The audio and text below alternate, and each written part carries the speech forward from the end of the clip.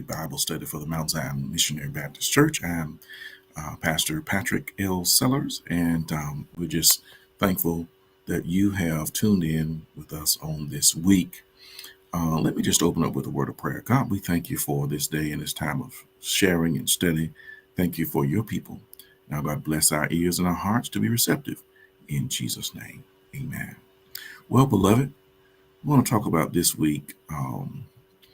How can I overcome loneliness? How can I overcome loneliness? Loneliness is one of the most miserable feelings a person can have. Sometimes you may feel that nobody loves you, that nobody even cares if you exist. You don't even have to be alone to feel lonely. You can feel lonely in a crowd. It's not the number of people around you that determines your loneliness. It's your relationship to them. In the urban world that we now live in, people will have never lived closer together and yet they have never felt farther apart. Can you be wealthy and lonely? Ask Howard Hughes. Can you be popular and lonely? Ask Michael Jackson. Can you be beautiful and lonely? Ask the movie stars who commit suicide. Can you be married and lonely? Ask the people who marry because of loneliness and then get divorced a few years later for the same reason. Everybody experiences loneliness at one point, one time or another, but there are distinct causes for it and distinct cures for it. Sometimes we bring loneliness on ourselves, but at other times we're in situations that are inevitable and uncomfortable. That's the condition in which the Apostle Paul found himself as he wrote his second letter to Timothy. Paul was a dying old man as he wrote from a prison in Rome to his good friend Timothy and urged the younger man to visit him because he was lonely. Here's the transition. There are four basic causes of loneliness. The first cause of transitions of life. Life is full of transitions and stages. Growing older is a series of changes, and any change can produce loneliness in your life. You're lonely when you're born and you cry until you cuddle. School you went to was lonely. Getting a job is lonely. Changing jobs is lonely. Retiring is lonely. The death one is lonely. Paul is now in the final turn of life, and he knows that his time is short and he's lonely. I'm already being poured out like a drink of offering, and the time has come for my departure. He is saying, in effect, my time is short. I know it. I may be martyred by Nero very quickly. If not, I'll die just from old age. So as Paul spends his last days alone, he says, I have fought a good fight, fought the good fight. I have finished the race. I have kept the faith. Now there is in store for me the crown of righteousness. And so the first cause of loneliness is simple, is simply the transitions of life. Any experience that we have to deal with can be lonely. To make things worse, we tend to isolate people who are dying. 70% of people in rest homes never get a visit from anybody. The second basic cause of loneliness is separation. When you're isolated, apart from your friends, apart from your family, that can cause loneliness. Paul says to Timothy, do your best to come to me quickly. Then Paul mentions his best friends, but none of them are with him except Luke.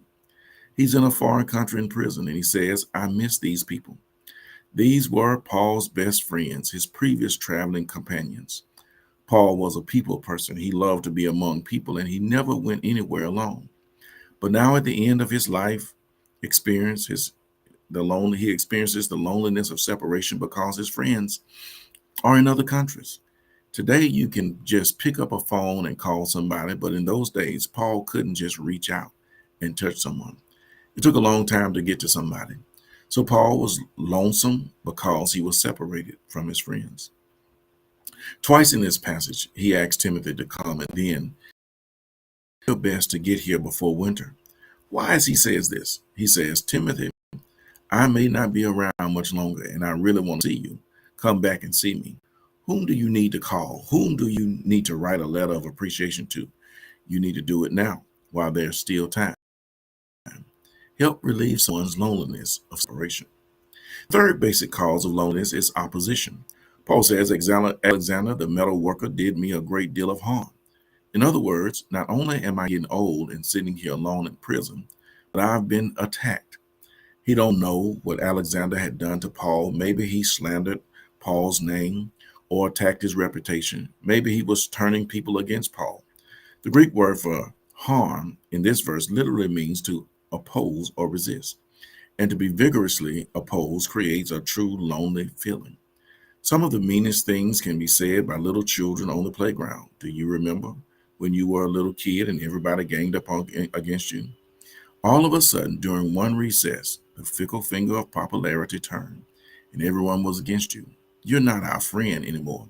You felt opposed. You felt alone. It's a lonely feeling to go through a painful experience like this, to suffer rejection while everyone else is having fun. It's a lonely feeling to be misunderstood, to be embarrassed, to be humiliated. The temptation when this happens is to draw yourself into your shell and to build up walls. But doing that only makes you lonelier. The fourth basic cause of loneliness is the most serious one, the one that causes us the most pain. It's the loneliness of rejection. It's when you feel as though you've been betrayed, as you've been forsaken, abandoned in your time of need or those closest to you. Paul felt this way. He felt deserted. He says of his trial before Nero, at my first defense, no one came to my support, but everyone deserted me. You can also or almost hear the pain in Paul's voice. When things got tough, everybody left me. When the trial got warmed up, nobody was there. Nobody spoke for his defense. Everybody copped out. Rejection is one of the most difficult things for a human being to handle. That's why divorce is so painful, and that's why God hates adultery.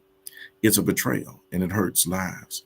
It's an unfaithfulness, an abandonment, a forsaking, and it's a very painful experience. God says that every human being has an emotional need for acceptance, and when that need is violated, it is a serious sin. There are good ways, and there are self-defeating ways to deal with loneliness. One of self-defeating ways is to become a workaholic. You spend all of your time and energy working, working, working, yet get up in the morning and work all day until finally you just flop into bed exhausted at night. But eventually, that takes a toll on you physically and emotionally. Some people try materialism. They buy everything they can. If I can just get a lot of things around me, I'll be happy. But things don't satisfy. If you were if you were put on an island and told you can have anything you want except human contact, how long do you think you'll be happy?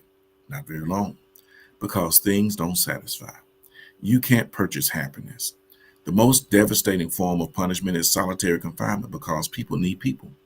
We need interaction. We need acceptance and love. Some people have an affair. They look outside their marriage. Others turn to alcohol or drugs. Still others lose themselves in a fantasy world by reading novels or watching a lot of TV. Some people do nothing. They just sit around and hold a pity party. But Paul did four things to combat his loneliness, and they are just as appropriate today as they were when Paul went through his days of loneliness. These four things are the concepts. One, or the first way to deal with loneliness is to utilize your time wisely.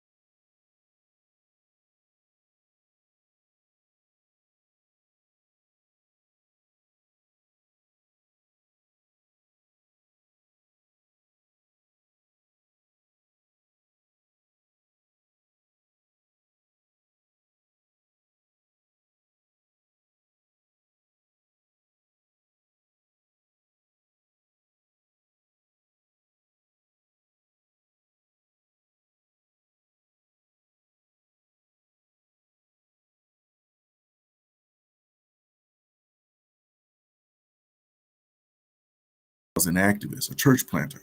More than anything else, he wanted to be in the Colosseum preaching instead of in a prison studying. But sometimes God can use loneliness for good. If Paul had been in the Colosseum, he would have been preaching. But God left him in prison, and we got part of the New Testament instead. Probably the only way that God could get Paul to steal was to put him in prison. And Paul's response was, if I can't be where the action is, I'll create action right here. The second way to deal with loneliness is to minimize the hurt. Play down the loneliness. Don't exaggerate it. Don't rehearse it over and over. I'm so lonely. I'm so lonely. Don't allow the loneliness to make you bitter. And don't allow resentment to build up in your life. Paul said, no one came to my support, but may it not be held against them. Paul had a lot of time on his hand, but one thing he didn't have any time for was to become resentful. He knew that resentment only makes you lonelier and build a wall around your life. It locks you in on a self-imposed prison and drives people away because nobody likes to be around a cynic, a person who always bitter and complaining. Paul said, I want to be a better person, not a bitter person, so I'll utilize my time and minimize my hurt. Third way to deal with loneliness is to recognize God's presence. Paul said, the Lord stood at my side and gave me strength. Where is God when you're lonely? Right next to you. Jesus said, I will not leave you as orphans. I will not leave you comfortless. God said, never will I leave you. Never will I forsake you. There's no place where God is not. He is everywhere at every time, and you can constantly talk with him. As long as you understand that, you're never really alone. Prayer is a fantastic tool that you can use in lonely times. Talk to God and let him speak to you. David learned that fellowship with God is a tremendous antidote to loneliness. He would cry out, God, I'm so lonely. King Saul is chasing me and I'm alone in a cave. I turn my thoughts to you. Where can I get away from your presence? If I go up to heaven, you're there. Anywhere on earth, you're there. I can't get away from you. David learned that loneliness is a signal that it's time for us to become better acquainted with God. Amy Grant's got a great song, says, I love a lonely day. It gives me a chance to really focus on God. So what should you do? Do what Paul did. Don't mope around. Don't give in to a temptation to do nothing. Utilize your time. Make it count. The fourth way to deal with loneliness is to emphasize with other people's needs. Instead of focusing inward on yourself, focus outward on other people instead of looking at yourself. Look out to other people. Start helping other lonely people. That's what Paul did. His whole goal in life was an outgoing ministry, serving others without focusing on him, as he said. The Lord stood at my side and gave me strength, so that through me the message might be fully proclaimed and all the Gentiles might hear it. Paul was lonely and at the end of his life, and yet he never forgot his life's goal to help other people. When Corrie ten Boom was young, she fell in love with a young man and was head over heels in love with him. But he broke off the relationship and married one of her good friends. She was devastated. Nothing hurts more than rejection, having somebody else choosing over you. When she got home, her dad said something very wise to her. Corrie, your love has been blocked and he's married somebody else. Now there are two things that you can do with a blocked love. You can dam it up inside and hold it all inside and eat and it'll eat you up. Or you can reach out it to do to something or someone else and can focus on other people's needs. You can live a life of love, meeting other people's needs. She chose to do that, as you know. It's like the couple in agony who really want children but can't have them. What are they going to do with that love that they would have for their children? They can hold it in, or they can channel it. There's lots of children in the world who need love. They can focus on the needs of others. We need to stop building walls between us and others and start building bridges. We need to stop complaining. God, I'm so lonely, and start saying, God, help me be a friend to somebody else today. Help me build a bridge instead of building a wall. Love is the antidote to loneliness. Instead of waiting to be loved, we need to give love, and then love will be given back to us in abundant measure. What does God have to say about your loneliness? The first thing he says is, I understand. I really understand. The Son of God knows what it's like to be lonely. In Jesus' darkest hour, in a time just before he was crucified on the cross, as he was in the Garden of Gethsemane, all his friends fell asleep. When the soldiers came to took him to the trial, All his disciples fled. Soon Peter denied him 3 times. When Jesus took the sins of the world upon himself on the cross, he cried out, my God, why have you forsaken me?" Yes, Jesus understands loneliness. So he says to you, I understand how you feel. I care about you and I want to help you. Let him help you conquer your loneliness as you turn to him in prayer and reach out in love to lonely people around you. Well, beloved, this is our study for today. And our prayers that something has been said to encourage and help your life and your loneliness along the way. Be blessed.